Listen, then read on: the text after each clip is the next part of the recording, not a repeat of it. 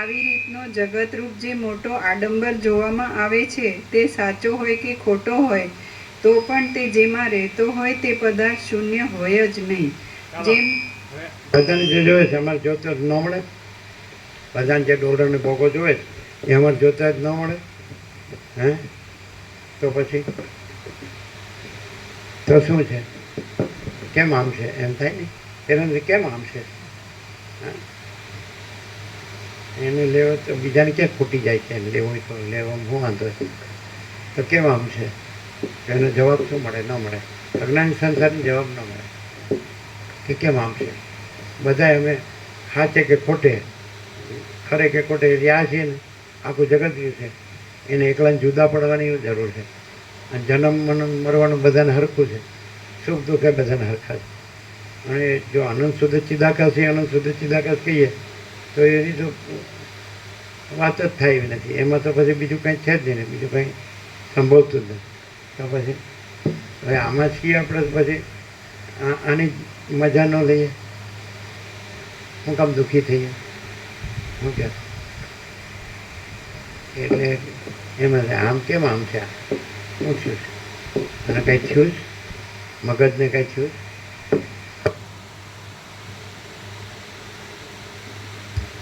ના જવાબ નહીં, નો જવાબ.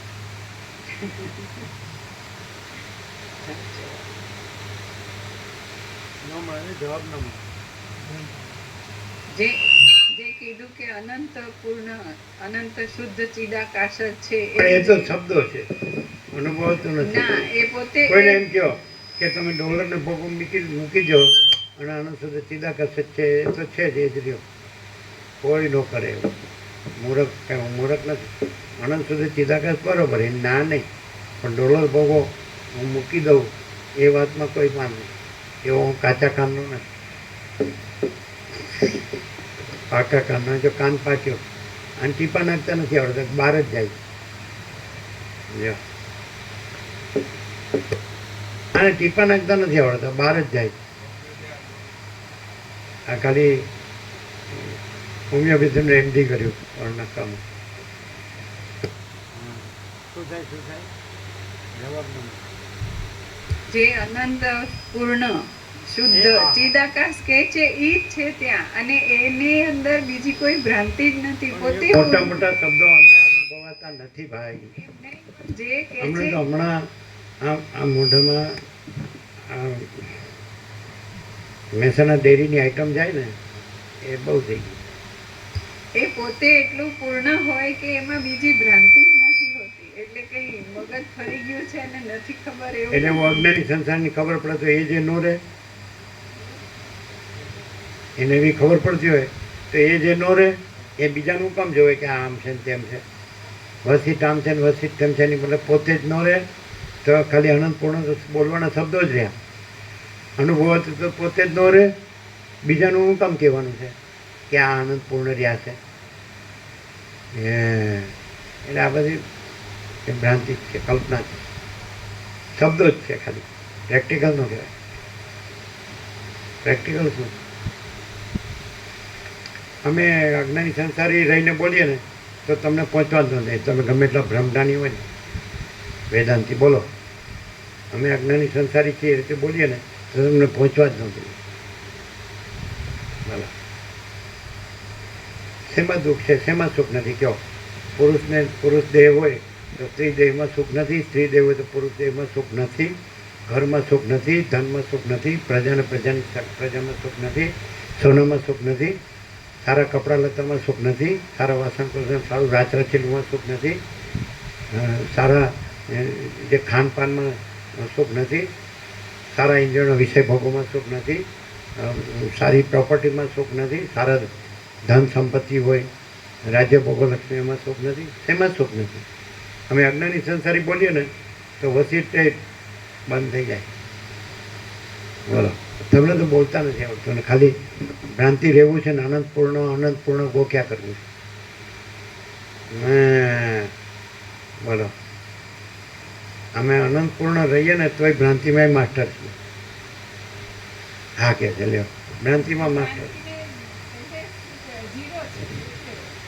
લ્યો પહોંચવાના તો એમ કીધું ને ન પહોંચવા દઈએ. આ તો જીરો જ અમે અમારી જો ભ્રાંતિ માત્ર એવા છે કે વસિષ્ઠને રામને પહોંચી ગયા વસિષ્ઠ પણ અમને ન પહોંચીએ કે લ્યો અમે એમ કે બોલો બધું એમ કે તમારે અરુંધતી નથી, તમારે આશ્રમ નથી, અને તમારે 100 પુત્રો નથી.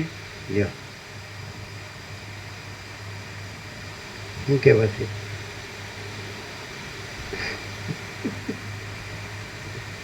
જો જીતુ વેદાંતિક ગૂંચવાના શું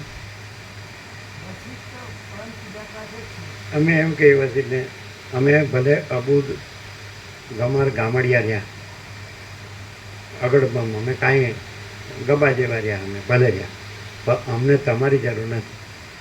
અમને અમારે કોઈ ઝંઝટ હોય તો કયો, અમે તેટલું જ કહીએ. તમે જે કાંઈ ન હોય એવાના ગુરુ થઈ જાઓ છો, જે કાંઈ ન હોય એના ગુરુ થઈ જાઓ છો.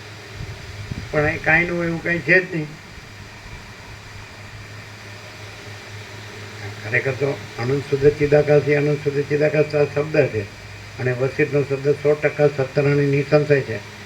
પણ એમાં કાંઈ નથી એવું કાંઈ નથી ક્યાંથી આવ્યું? કાંઈ નથી કાંઈ છે એવું ક્યાંથી આવ્યું? કાંઈ નથી.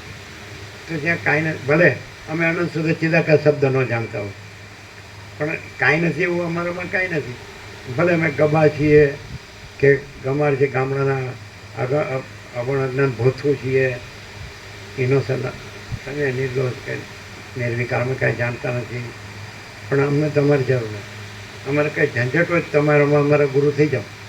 અમારે કાંઈ ઝંઝટ નથી. જો ખાઈ પીને હોઈ જઈએ, હોનું કામ કરે એમાં અમે અમારું કામ કરીએ. What is the difference? એ નથી પકડાતું બરાબર કે એવું શું છે. માણસ એવો માણસ છે અને કંઈ એવું નથી કહેતું કે અમે કંઈ બહુ ભણેલા ગણેલા છીએ કે અમે કોઈ બધું બહુ જ્ઞાન વિજ્ઞાન જાણીએ છીએ કે અમે બહુ બધી જાતના જે બધામાં હોય છે બધું સુખ એવું છે, એવું નથી. એવું એવું કોઈ અહંકાર અભિમાન કરવા જેવું અમારે કાંઈ નથી. અને છતાં અમે દુઃખ છે એવું નથી. માણસને સામાન્ય રીતે જીવ હોય તો એનું તો અન્ન વસ્ત્ર રહેઠાણ વધારું શિક્ષણ દેહ હોય એટલે કર્મેન્દ્રિયો જ્ઞાનેન્દ્રિય હોય, મન બુદ્ધિ ચિત્તાંકરો પ્રાણ હોય, પ્રકૃતિ હોય, સત્વગુણ હોય, તમગુણ હોય, જીવ હોય અને જગત હોય. એમાં બધી બધા પ્રાણી પદાર્થ વ્યવહાર હોય. તો એમાં સ્વાભાવિક કર્મ હોય તો એ હોય, સ્વાભાવિક હોય. જન્મ જીવન મરણ સ્વાભાવિક છે. હું તો મારું તારું સ્વાભાવિક છે અને જીવ જગત સ્વાભાવિક છે. પ્રકૃતિ અને પુરુષ એ સ્વાભાવિક છે અને પુરુષોત્તમ એ પણ સ્વાભાવિક છે. આયુર્વેદમાં 24 તત્વ અને 25મો પુરુષ ને 26મો પુરુષોત્તમ એવી રીતે છે. આયુર્વેદમાં પણ આ છે સાંખ્ય યોગ, પણ આ સાંખ્ય યોગ છે. વેદાંત એનાથી ઉપર છે. એમાં આ ભેદ નથી કે આ 24 તત્વ 25મો પુરુષ ને 26મો પુરુષોત્તમ પરમાત્મા એવા ભેદ. એટલે ગીતા સાંખ્યથી ચાલે છે એવું સમજાય. અને ઉપનિષદ છે તો એ તત્વથી જ ચાલે છે, તત્વ પ્રકાશ છે. એ અગાધ જ્ઞાન તત્વજ્ઞાનનો સાર છે વેદોનો. એટલે વેદો છે એ બધાનું જે મૂળ જે આ બધું જે અનંત અસ્તિત્વ છે સંપૂર્ણ, તો એનું મૂળ તત્વ છે બ્રહ્મ છે, આત્મા છે, ચિદાકાશ છે સમજાય. તો એ ઉપનિષદમાં એ જ કીધું છે. પણ ગીતા છે એને થોડા ભાગ પાડીને સમજાવ્યું કે 24 તત્વ ને 25મો પુરુષ ને 26મો પુરુષોત્તમ એવી રીતે. એમ 9મો પુરુષ અવલોકે ક્ષર એ વચન ક્ષર સર્વાણી ભૂતાની કુટસ્થક્ષર ઉચ્યતે ઉત્તમ પુરુષોત્પન્ય પરમાત્મા ચુદારિત જેવું લોકત્રયમાં આવી છે. બીભત્ય ઈશ્વર છે ને યસ્માત ક્ષરત અતિત્વહમ અક્ષરત અપિચોત્તમ હતોસ્મી વેદે લોકે ચ પુરુષોત્તમ કથિત પુરુષ એવું છે. એટલે આ સાંખ્યથી બતાવ્યું છે. સાંખ્ય ઈશ્વર કૃષ્ણનું સાંખ્ય છે. ઈશ્વર કૃષ્ણ એની સાંખ્ય કારિકા છે ચાંદડમાં. અને સાંખ્ય યોગ તો ગીતામાં છે પણ ઉપનિષદ સાંખ્ય નથી. ઉપનિષદ તત્વ છે. યોગ વસિષ્ઠ તત્વ છે સમજે. ભલે સમજાવવા માટે રામના પ્રશ્નોને લીધે એ અત્યારો પપ્પા છે, વિભટ છે, અજાત છે, એ રીતે સમજાવ્યું છે. પણ એ નથી, તત્વ જ છે. શિવરાત્રિ ગીતા સારમાં તત્વ જ છે, અષ્ટાવક્ર ગીતામાં તત્વ જ છે, અવધૂત ગીતામાં તત્વ જ છે, નિરપેક્ષ સત તત્વ જ છે. નિરપેક્ષ સત એનો અર્થ જ તત્વ. પણ એટલે હવે દાખલા કે અમને માણસ તરીકે જુઓ તો માણસ તરીકે પણ કાંઈ વાંધો નથી, કોઈ હરકત એટલે કોઈ આપણે જેને કીધું ને હા નહીં, અમે એ શબ્દ નથી વાપર્યા. ઝંઝટ. તમે તમે શું છે તત્વના શબ્દો ગોખ્યા છે એટલે ઝંઝટ. અમારે કોઈ ઝંઝટ નથી, સમજાય. ગુરુ માથે કોની ચડી બેસે? પ્રભુ મારે આ દુઃખ છે, મારે આ શાંતિ છે, બસ મંત્ર લઈ જાઓ ને જપો. આમાંથી જપો ને આમાંય જપો. પણ ઝંઝટ જ ન હોય એને મંત્ર શું કરવો છે? એ તો એ ભાર આવ્યો એક નવો બીજો. આ તો કાંઈ નહોતું, સહજ હતું, કોઈ ભાર તો હતો નહીં, અને ઉપરથી ખોટો નવો બીજો ભાર નાખવાનો. ગુરુ કરો, મંત્ર કરો, જપ કરો, ધ્યાન કરો, મંદિરમાં બેસ, આવો જાઓ, સેવા કરો. એ પછી બધું લાગુ પડે વર્ણાશ્રમ ધર્મને, કર્મોપાસના, જ્ઞાન ધ્યાનને. એ તમારે દેવાઈ જાય પછી તો. એની કરતાં ભાઈ જે જન્મ્યાથી જીવીએ છે સુખી દુઃખી થઈએ તો સુખી દુઃખી થઈ જાય, મરી જાય તો મરી જાય, તો એ તો નેચરલ, બટ નેચરલ. એમાં શું છે? જેમ કોઈ માણસ છે એ બિલકુલ કાંઈ ન હોય એવું વર્તવામાં પણ એકદમ ફ્રી હોય છે, તો અમે સહજ રહેવામાં કેમ ફ્રી ન હોય? જે માણસ કાંઈ નથી, જેમાં કોઈ કાંઈ છે જ નહીં, એમાં ફ્રીમાં વર્તવામાં પણ સમજે છે કે નહીં, તે ફ્રી હોય છે. તમે સહજ છીએ તો સહજ વર્તવામાં સહજ હોઈએ, સહજ ફ્રી હોઈએ તો એમાં શું નવાઈ? નહીં સમજાય. ચાલો, આ બધી વસ્તુ જો તમે છે ને જે ખોટું જે ઉપચાર પકડ્યો છે ને એટલે નથી સમજાતું. એકચ્યુઅલી જે કાંઈ નથી એવો ભ્રમ એ પકડ્યો છે, અને કાંઈ નથી એવો ભ્રમનો ઉપચાર એ ભ્રમ છે. એ તમે ડબલ ભ્રમમાં છો, ફસાણા છો. અને અમારે એકે ભ્રમ નથી. તમારે ડોલરને ભોગવો જોઈએ અને તમારે દેવગુરુને ઈશ્વરે જોઈએ, દેવગુરુને ઈષ્ટે જોઈએ. તો અમારે તો ડોલરને ભોગવો ન જોઈએ અને દેવગુરુને ઈષ્ટે ન જોઈએ. અમારે તો અમે જોયું છે રાત્રે આમ એ વાળું પાણી કરીને અગાસીમાં એ જામી ગયા. હા,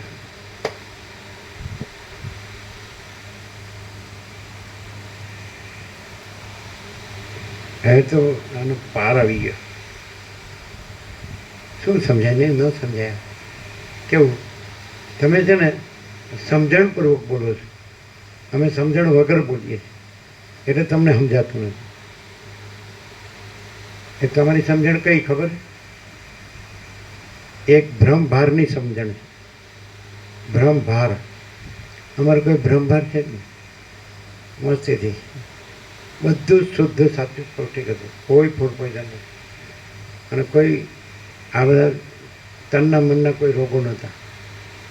આ મનના રોગ કહેવાય બધા, એ વધી ગયા, તનના એ વધી ગયા. આવું કાંઈ નહોતું. બધું એમ આકાશ કેવું અનંત સ્વચ્છ છે તેવો આનંદ અનંત સ્વચ્છ હતો, એવી શાંતિ અનંત સ્વચ્છ હતી, એવો પ્રકાશ, એવું ચૈતન્ય અનંત સ્વચ્છ હતું, છે અને રહેશે. આ તો ભ્રાંતિ છે, એના ફેરફાર છે. ભ્રાંતિ ક્યારેક નથી હોતી ને ભ્રાંતિ ક્યારેક હોય છે એમ. સમજે? અનંત મહાસાગરનું જળ સ્થિર હોય તો અનંત મહાસાગર, ને હાલે દોલે તો અનંત મહાસાગર. સમજે? પણ એ સ્થિરને હાલું દૂરવું એ કાંઈ નથી. પણ એ તો બસ અનંત સંપૂર્ણ માચિદાકાશ મહાસાગર. ચોખાઈ ચોખાઈ આમ ન સમજાય એવું છે ને. ખાલી સમજાય કરું પણ એવું અનુભવાય નહીં, એવું રહેવાય નહીં, એમ એવું થાય. હા,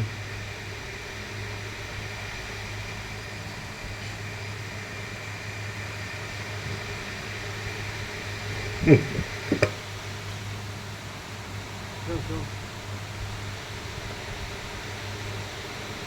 બોલીએ એટલે આમ ખાલી બાગાન જેમ સાંભળી જ રહેવાનું એમ કે ખાલી સત્સત્ર કે સદગુરુનું તો કાંઈ આવતું જ નથી.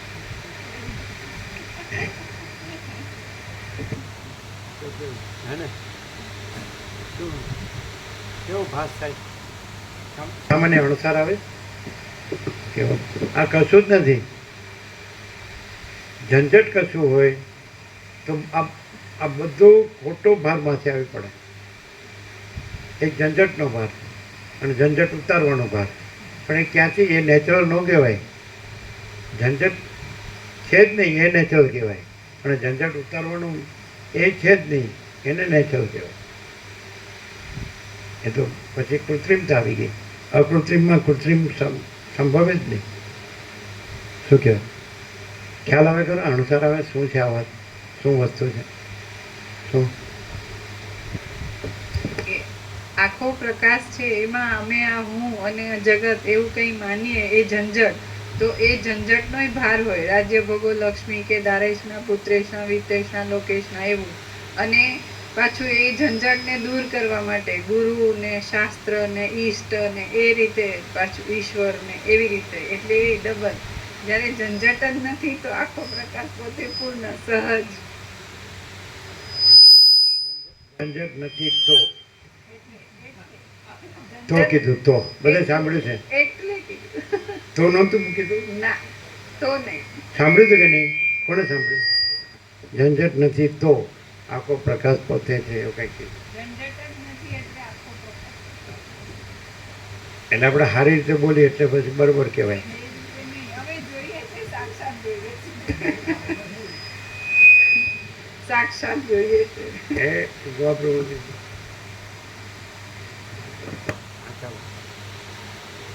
સાક્ષાત જોઈએ છીએ.